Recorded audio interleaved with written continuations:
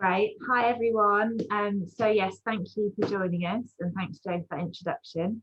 I think I've met most of you, but for those of you who haven't met, I'm Olivia, the current CEO of Club Kampala, but I am going on maternity leave imminently, next week actually.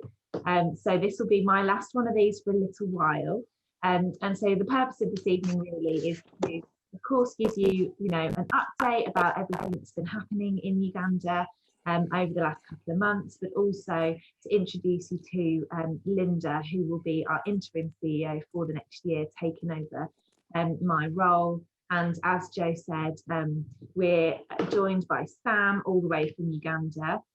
So for Sam, it's about 10:30 at night there. So we appreciate Sam giving up your evening and giving up when you could be sleeping to be joining us. Also, just to say, there's been some issues in Uganda with the internet at the moment. So hopefully Sam's connection will be fine. He'll be speaking to us in a little bit. But if it's not, do bear with us, and we'll just have to see what we can do, because there've been some problems in Uganda with the internet connection. I suppose I just wanted to start this evening just by saying thank you everyone for joining us. It's great to have so many of us here, and also just thank you to all of you who have supported us over the last few years, but particularly over the last year. As we know, 2020 was an incredibly challenging year, and we're still in challenging times. And just really thank you so much for standing with us and supporting us through all of that. Over 2020, we had to adapt our work.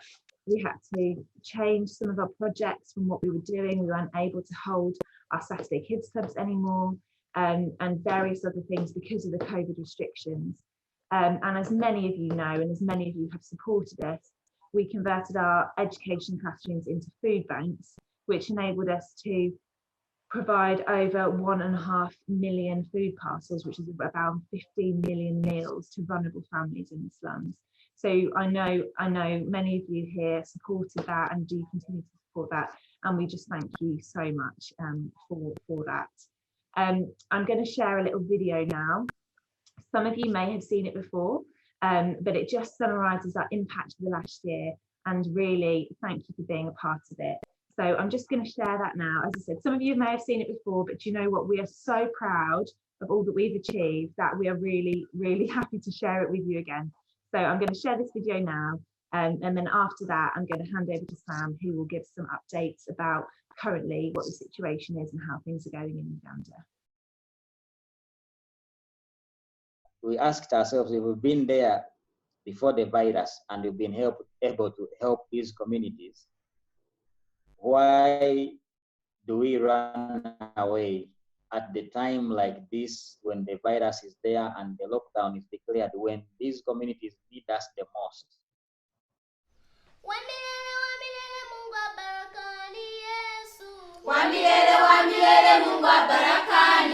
During this period, we've been able to supply study materials to all children on a sponsorship project. So learning has been ongoing even during the lockdown.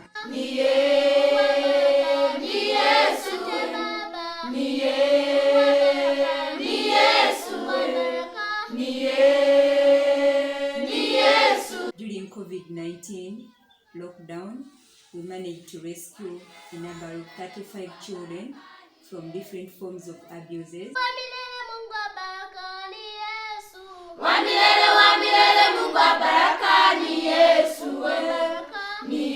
have been able to finish and graduate in this situation. Thank you very much.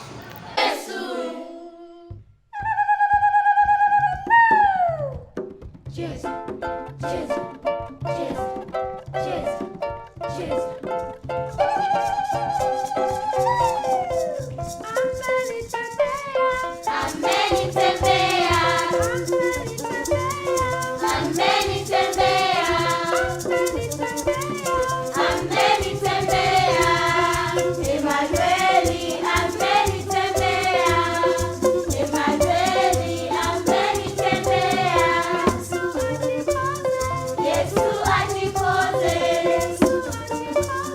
Yes,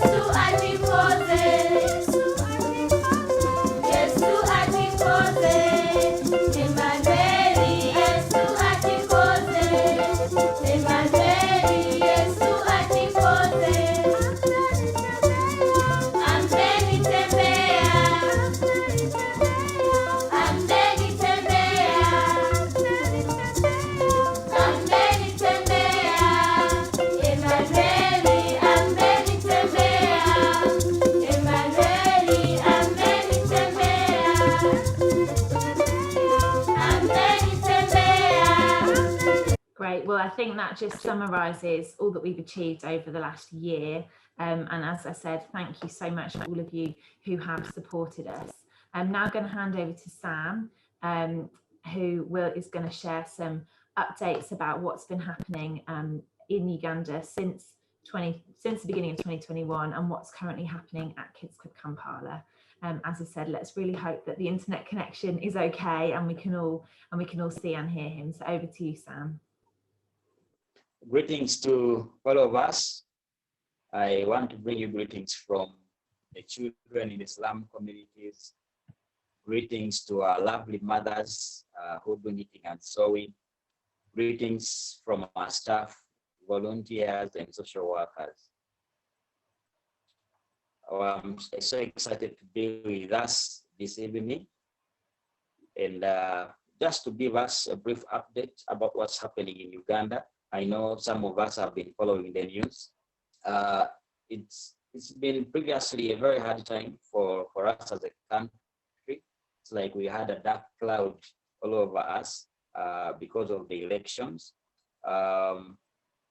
We had a very tough election period that I keep summarizing it. The opposition was very aggressive and reactive. I mean, it was so aggressive to an extent, because they say every action attracts a reaction. So the more the opposition was so aggressive, is the more also government became brutal. So for some people who have been following the news, we have had Uganda all over the news because of the murders, the detention, and the disappearance of several people. It's been generally a dark time for us for this past 1 month, which also caused the shutdown of the internet in Uganda. Of course, having been through that period of time, we also forgot to count how COVID was affecting us as a country. Because we were so mad into violence and the elections, and both government and the citizens forgot about COVID. So as per now, you see people walk freely without masks. And also looks like Minister of Health lost count of how many people who are even affected now.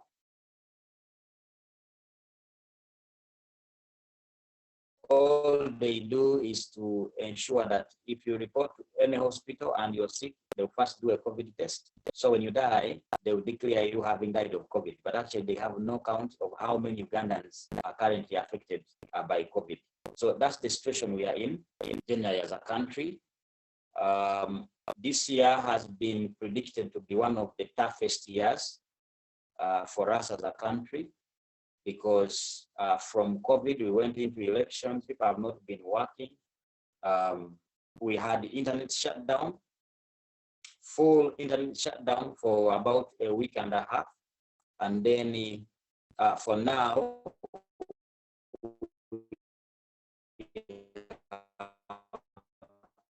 partial internet services are still not accessible unless you use the VPNs.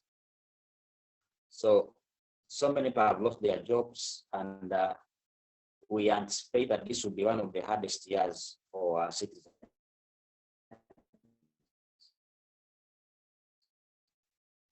And also, I remember last year around June, July, our previous landlord gave us a notice to vacate the offices as Kids Club Kampala.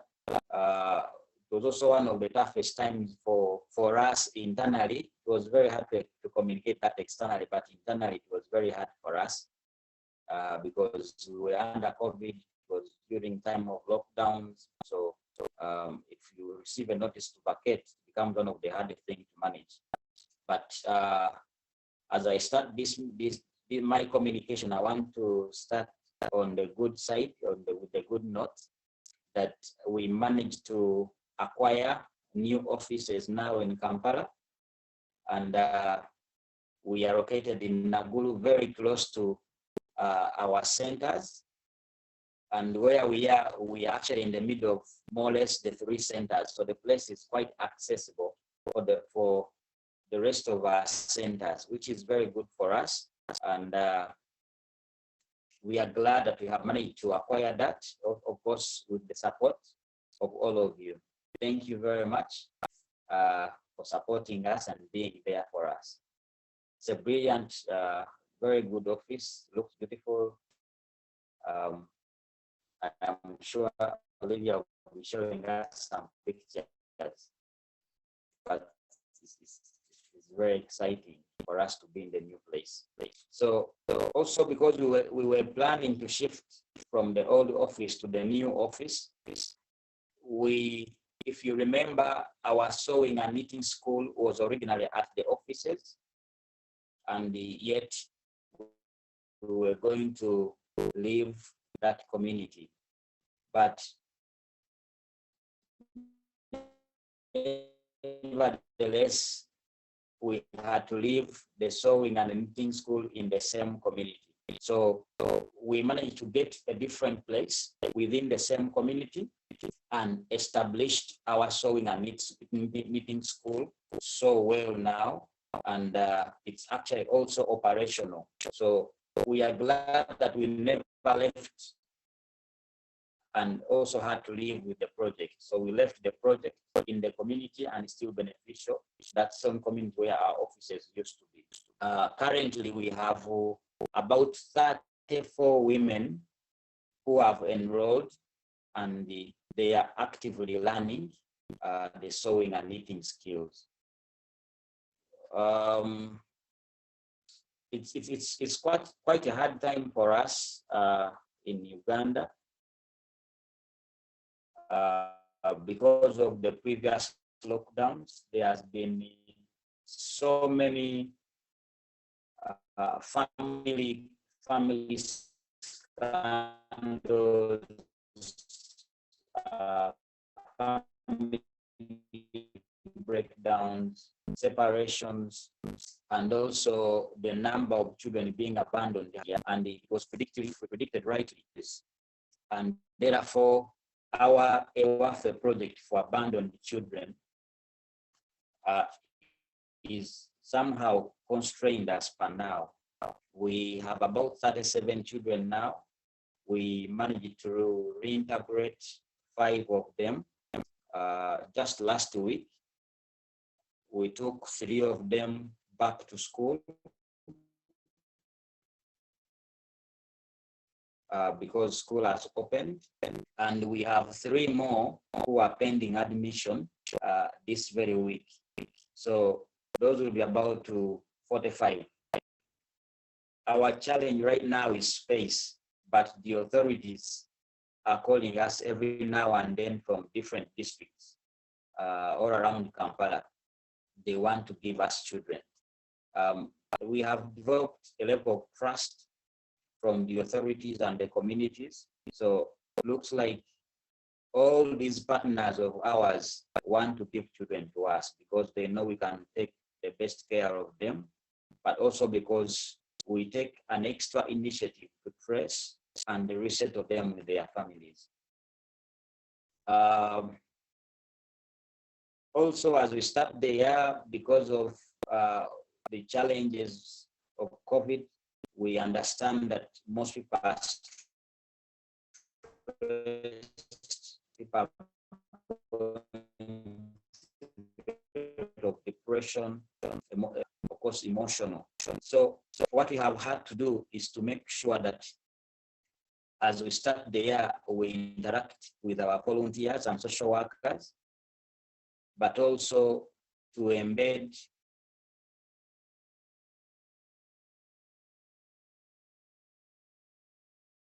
some more skills of counseling. We have had about 2 trainings for now into what we call child counseling and mediation skills. So this is basically to help them that as they go about their work, they understand what the community is going through, and they are able to offer some counseling, some mediation where it is needed in the community. Because we want to stay very relevant to our communities since we are called to be there. We have trained 27 so far, and we have more training scheduled for next week. Government has also eased up the education process in Uganda currently, starting with candidate classes. That is like senior 4s, senior 6, and the P7 back into their classes. And then the one we call semi-candidates, the classes that follow the candidates, have also reported back to school. So the process is a gradual rollout process. And I am glad to inform you that our children are back to school. We have about 27 candidates who have also reported, and the semi-candidates have also reported. Government anticipates that as candidates exit, because candidates will be doing their exams around the beginning of March. So as they finish their exams, more classes will start school as well. So as P7 and senior 4s leave, the following class enrolls, and another one enrolls gradually, and the term is expected to end in July. The other challenge we have basically encountered as an organization, especially in the community, is that the early childhood education that we have been offering, especially in our community centers, has also been put on a hold by government. The minister says that children are so vulnerable to COVID. And obviously, it was challenged by scientists, but nevertheless, that's what the minister says. So we have had to slightly hold on the bigger classes and go back to more or less homeschooling. Previously, we were having about 10 children per session.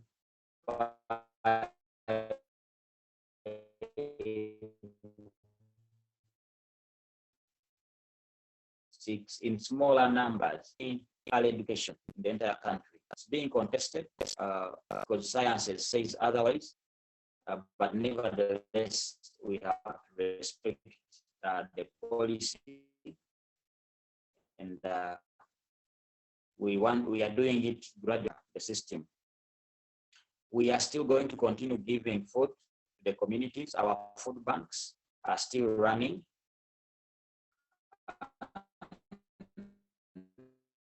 I think by next week, we should help people in the communities. The situation is so there. It's unfortunate that politics has taken over the entire climate in the country. But when it comes to social services, the situation is very there. Right now, if you feel sick, if I could use an example, there is a time my daughter was slightly ill, and when I called the doctor, he was like, well, you can't bring your child to the hospital because it's very dangerous out here. We always run to hospitals for treatment, but now doctor is telling you it's very dangerous taking your child to the hospital. But being a friend of mine, he was like, actually, you can come and I'll treat your child in my very own office, but I cannot take you to the general wards where the rest of the people are. So the situation is that bearing. When it comes to health services, it's a mess. Economically, people are doing badly. We just need prayers. But as I conclude, I want to say thank you very much for standing with us through the rest of last year. This year, you have pushed us and you have enabled us to continue serving the communities. We have an office now, which has also relieved me of the stress that I had last year, because I couldn't imagine thinking of shifting and getting a new office at a time when we are in lockdowns and people did not have money. It was quite a stressful moment, but I'm glad I am now relieved we managed to move into the new office. I am now less stressed. Thank you very much for your support and being part of the bigger Kids Club Kampala family. God bless you. Great, thank you, Sam, and praise God that the internet was mostly fine and we could hear what you're saying. And I hope you enjoyed seeing some of those photos too of some of the updates that's been happening. As Joe said at the beginning, if you've got any questions or anything, we will have a good chunk of time at the end. So if you've got any questions for Sam, either pop them in the chat or yeah, just save them up till the end. I just wanted to share with you a couple of stories of children whose lives have been changed over the last few years and over the last year. Thanks for your support. And I've just got a couple of stories that I want to share with you now. Let me just share my screen again. Oh, here we go. This is a, oh, sorry about this. Here we go. Share screen. There we go. Yes, so this is the first story I wanted to share with you. This is a little boy and his name is Charlie. And we first met Charlie when he was about 8 years old, and he used to come to our Saturday Kids Club project. And one day he caught malaria and became very ill, but unfortunately his family couldn't afford healthcare for him because healthcare is not free in Uganda. And the malaria unfortunately went to his brain and he became completely deaf as a result. He was being sponsored to go to school by a different charity, but when he became deaf, he had to drop out of school because the organisation that was sponsoring him had no provision for additional needs children. So unfortunately, he had to stop going to school. And he still came to our Saturday Kids Clubs, but he became very withdrawn, very unable, obviously, to communicate with anyone, and very sad. And it was a really difficult to see him like this. And we thought, well, this really isn't fair, that because he's become ill and he's deaf, on top of that, he can't get an education and he can't interact with friends. So we managed to get him sponsored to go to a special school for the deaf. And he was actually one of the first children that was sponsored through our school sponsorship program. And he started going to a special school. He learned sign language, he learned how to communicate. And the transformation we saw in him was amazing. He still used to come to our Saturday Kids Clubs, still joined in with our football project, and he just really came back out of his shell, and he learned to communicate and just got his confidence back, which was amazing. He finished primary school, went on to secondary school, and then he went on to college to learn carpentry and joinery skills.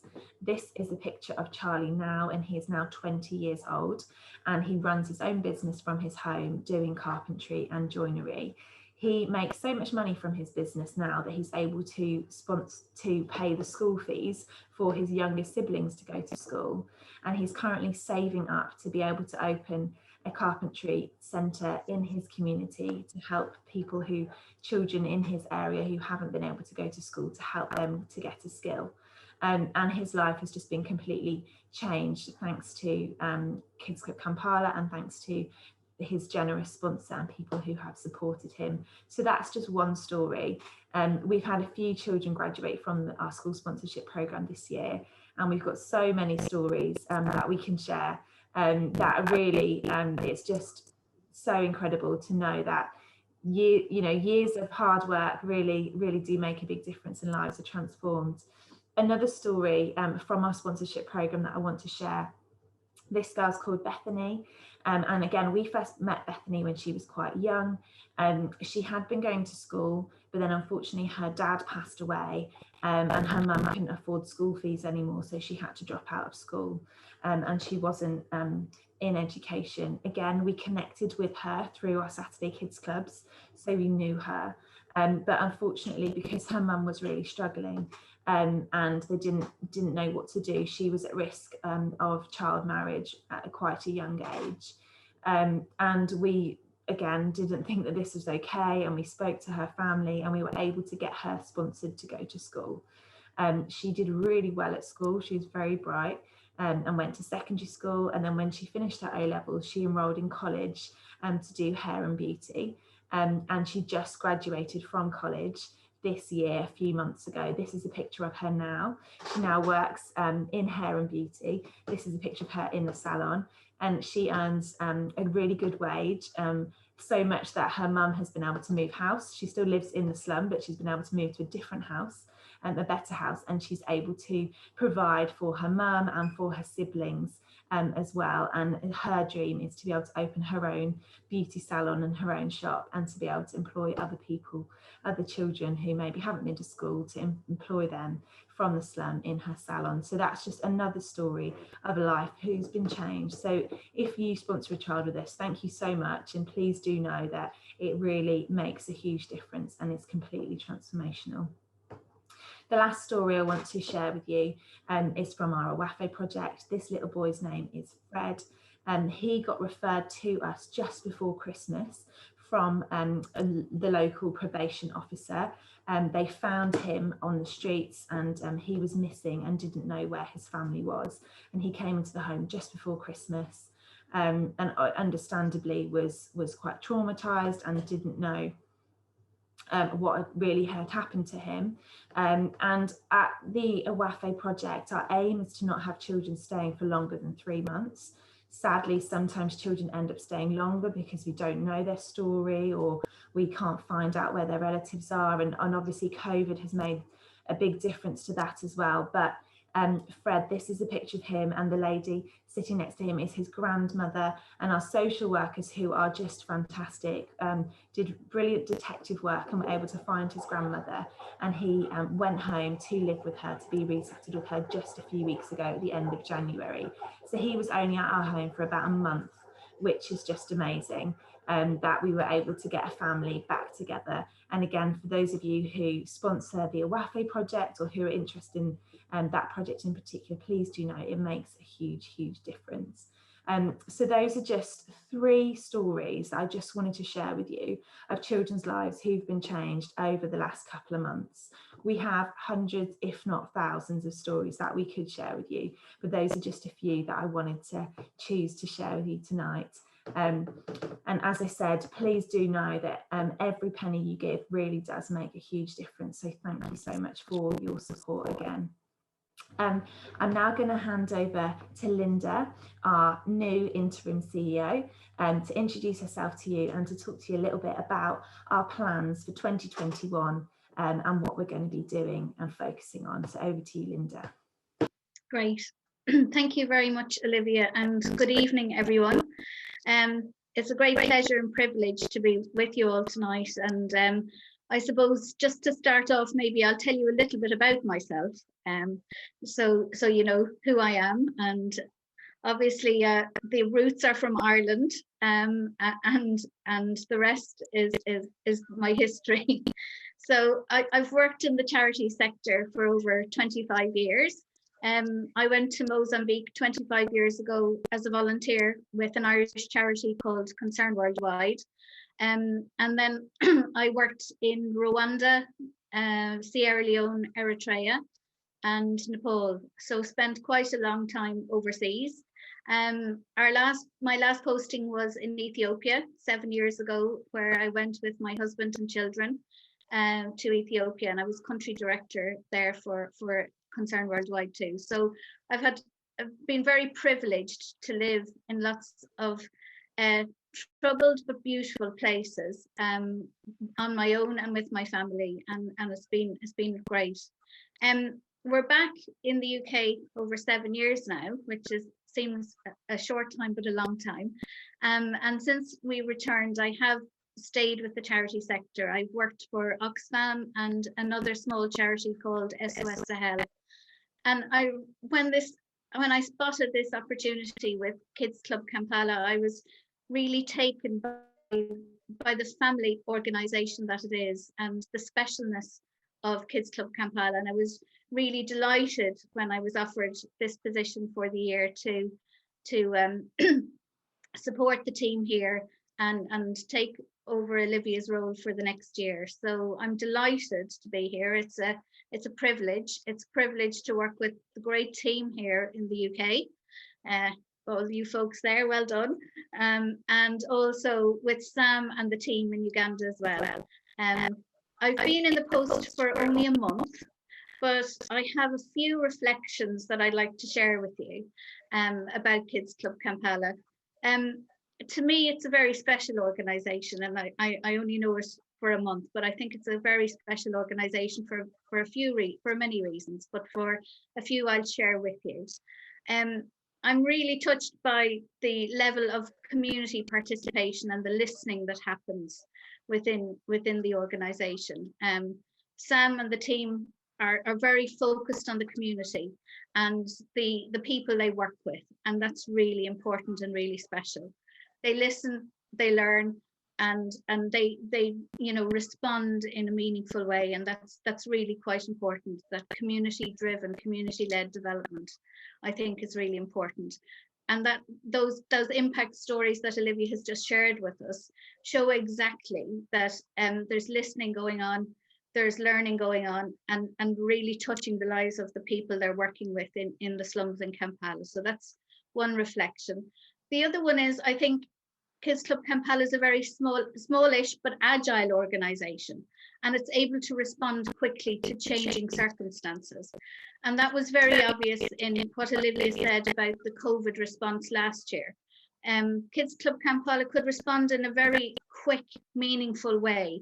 Again, listening listening to community needs and desires, and responding in a way that was was right and true to what was happening at the time. And my third thing that has really struck me about Kids Club Kampala is the supporters, you folks. It's amazing the relationship between the organisation and its supporters. There seems to be a real great trust, a great relationship there between the supporters and the organisation.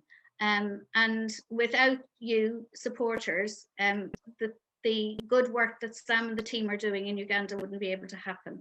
And I think that's very unique, the relationship that the supporters and the organisation has, and the information and the transparency within the organisation is admirable. So with all those few reflections over the last month, I'm delighted to be joining the team, and very excited about 2021. I think Sam has already told us what they've been doing, and we're going to continue to do that in 2021 to support him.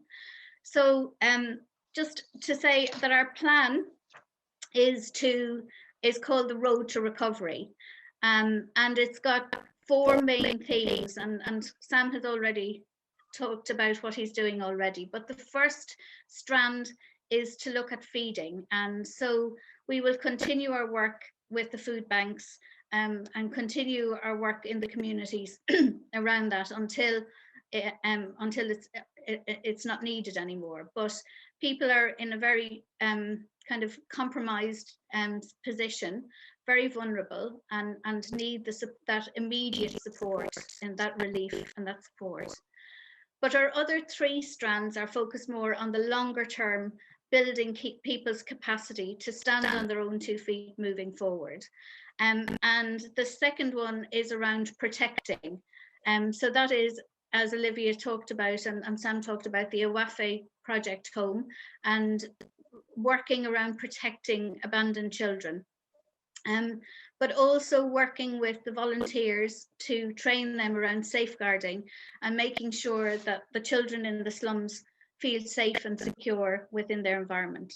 So that's the second phase. So there's feeding, there's protecting, and then our third strand is focusing on educating and continuing the work that we're doing in education, especially with out of school children.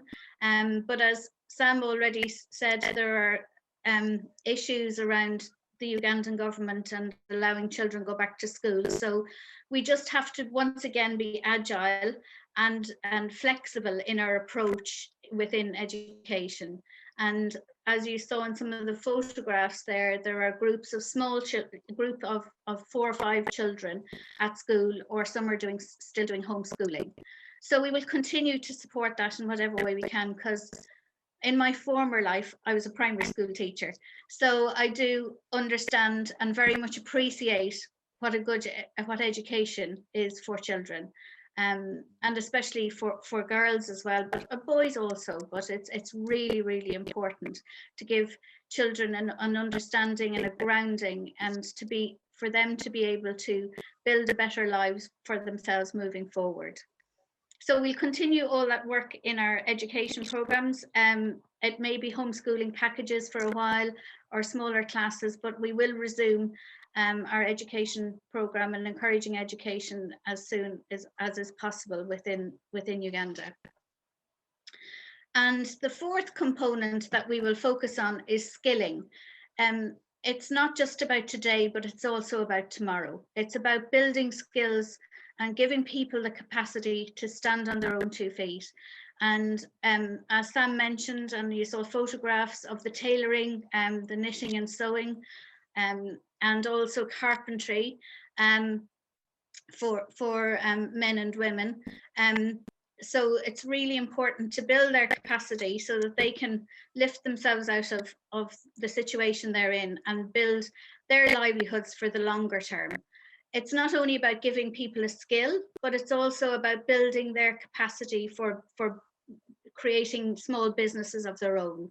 So giving them skills around money management, planning, around business orientation as well is really quite important. So rebuilding the livelihoods of peoples in the slums is really important. It's not just about immediate needs. It's not just about feeding and providing immediate food. It's also about protecting and increasing safeguarding to keep children safe. It's about educating and increasing access to education.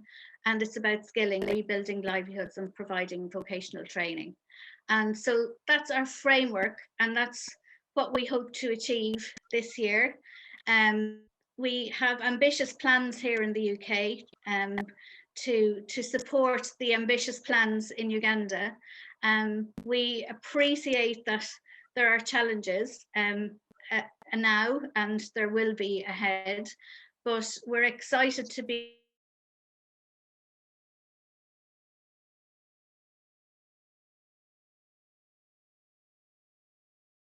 team here and in Uganda. But you know, as I said at the outset, my internet is a bit unstable, so I hope you can still hear me. Yeah. Okay.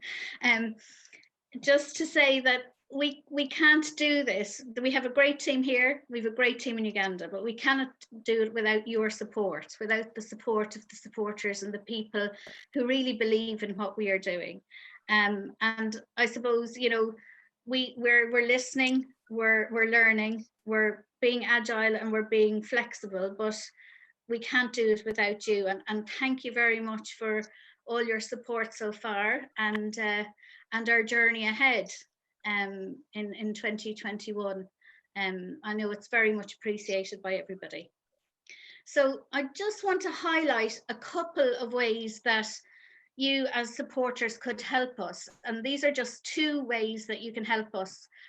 There are lots, of course, but I suppose the first one is if you would like to become a regular giver or supporter, and I know many of you already are, but a regular giver allows us that flexibility, and that we know day to day that we're going to gather regular income, and we can plan accordingly. So that is really important about regular givers. And for those of you who are, thank you very much. And there's a link in the chat box about where, if you would like to become a regular giver, there's a link there on our website.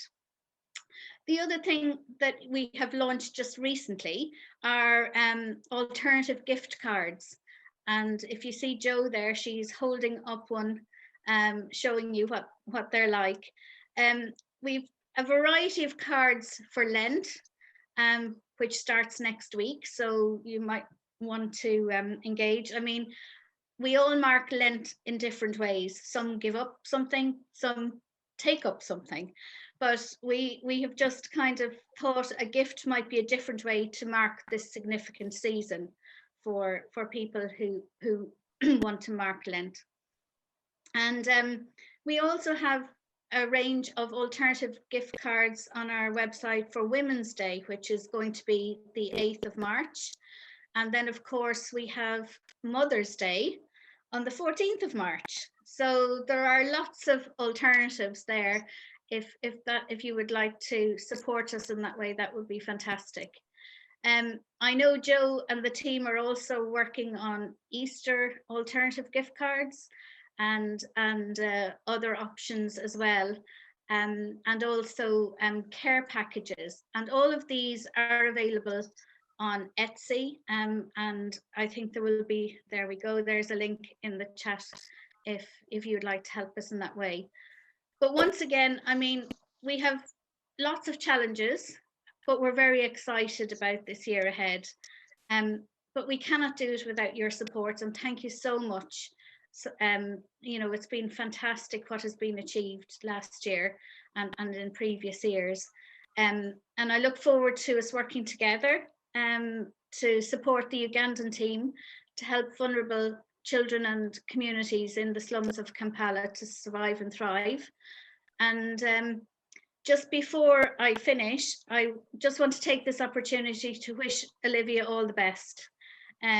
She's going to be soon welcoming a very special new member to her family, herself and her husband and her little son Joey. And you know, this is a privilege for me to take this position, but Olivia will definitely be missed within the organisation, and there are big shoes to fill. But I hope I'll do my best and try and support the team here and in Uganda as best we can, with your support. So thank you very much, everybody. It's a pleasure to meet you all, and I hope we will be in touch many times in the next 11 months. Thank you. Thank you so much. That was a really engaging, what are we on, 45 minutes, and yeah, it was just a real blessing to be able to hear from you all. And now we'd really like to take questions, so please, if any of you have any questions at all, you can either ask them into the chat and I will ask them on your behalf, or you can just unmute yourself and fire away. I've got a message here from Mark and Ellen who say, thank you for your internship to Fenya, and we will start contributing from Holland. Lots of success with your kids' Club Kampala in Uganda and the UK. Oh, thank you so much. It's great to hear from you. Hi. Yeah, of course. Edward. Yeah, first of all, I'd like to say to Samuel, it's just amazing what he does over in Kampala. And what I would like to ask Samuel is, what are the main items for prayer that he would like? Because we support in money, but supporting in prayer is the #1 thing in this charity. Sam, go ahead. Can you hear us? Yes. Well, thank you very much for such kind words. And indeed, we can't do anything without prayer. Prayer is very key. And I think for as an organization, we want to actually be directing us, making sure that we continue to follow the leading of the Holy Spirit. I think it is key because as per now, we just need the Holy Spirit to continue leading us and guiding us all through our work. One of the challenges we have is that even as we see people depressed and people stressed in the communities, we are kind of the shock absorbers. We end up taking the shock. So it can be too much for us as well as the staff, and especially myself. Actually, I have so many encounters where I have so many requests from within the community, and it seems that I should sort them there now and then, like I have to sort them immediately. and yet in my capacity, it's impossible to sort everybody's challenge. Even as an organization, it is impossible to keep adjusting our programs to help everybody. But so in general, please continue to pray for us that we continue having the lead and the guidance of the Holy Spirit in everything that we do. God bless you. Thank you so much for all the work that you're doing, Sam. It really is remarkable. And thank you for your question, Edward. We've got a question from Sally, who asks what the R rate is in Kampala at the moment, if you know, Sam. Sorry, come again, Joe. The R rate, so the infection rate. Well, like I mentioned, we are already at the community infections. And the unfortunate bit is that we have lost count of who is infected and who is not infected, because we have been running up and down in the elections, brutalizing one another. It's been one of those terrible situations we have had in the country, a lot of bloodshed in this 21st century. So we lost count. We ended up into elections, and after the election, we have no clear figures really. You can actually check the Ministry of Health website. They have some figures, but it's not really what's on the ground. So as per now, we are just relying on God. That's truthfully be told. Thank you, Sam, and thank you for your question, Sally. We have another question from Parve. I'm sorry if I didn't say that quite right. So have you considered working in partnership with other local or UK charities to strengthen your resources to meet the end objectives? That's probably one for Olivia and Linda, I think. Yeah, I can answer this. Yes, thanks for your question. Yes, definitely. We've considered working in partnership with other local charities and UK charities and other Ugandan organisations as well. We are always keen to collaborate where we can, and we partner with a few other organisations already. We partner with several churches and schools and Rotary clubs and other organisations who support us. And we've done joint projects in the past with other charities in Uganda, and we've also done joint projects and joint fundraising things in the UK with other charities as well. So that's something that we're always keen to do, and we're always keen to collaborate. And certainly if anyone's got any connections with organisations who may be interested in partnering with us, then do please let us know, because that's something we're always interested in doing. May I just ask, what's the immediate need at the moment in Kids Club Kampala? My challenge is that nearly every project has an immediate need. But for the home for abandoned children, we basically need some extra space. We basically need some extra space, like we need to do some more construction to accommodate the demand. That's for the home for the abandoned children. For knitting and sewing, I want to thank everybody, because for now, I wouldn't say that we have an immediate need, because we just received a batch of sewing machines. Oh, not to forget, we also received a batch of carpentry tools, teddies, knitted jumpers, just recently. So thank you very much, whoever put in an effort to collect, pack, and forward the things back in Uganda. Thank you. Thank you. I think we've actually got Rosalie and John are on the call actually, who organised that shipment. So thank you for that. Yeah, so just to add to what Sam was saying, definitely the immediate need is definitely funding at the moment for the road to recovery that Linda shared, but probably the biggest area within that there's a need is the protecting area, particularly around child safeguarding and the Awafe project in particular. Sadly, COVID-19 has meant lots more children have been abandoned, and as Sam said, we're struggling to cope with the demand. So that's kind of our biggest need at the moment. And we have another question. So what level of reserves are required to maintain your immediate/urgent services?